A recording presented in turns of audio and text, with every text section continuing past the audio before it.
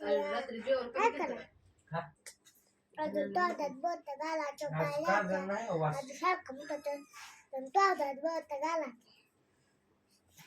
काळशी कलाची लाटली शी केली कालशी केली उठली आता काय करायचं कुकरला धरायचं असतं हा त्याला काय करायचं सारखं बुटाचं अजून त्यासाठी कालवायचं. पेचं लालाचं कोण नाही काय खायचं. घ्यायचं तोंडात बाट घालायचे परत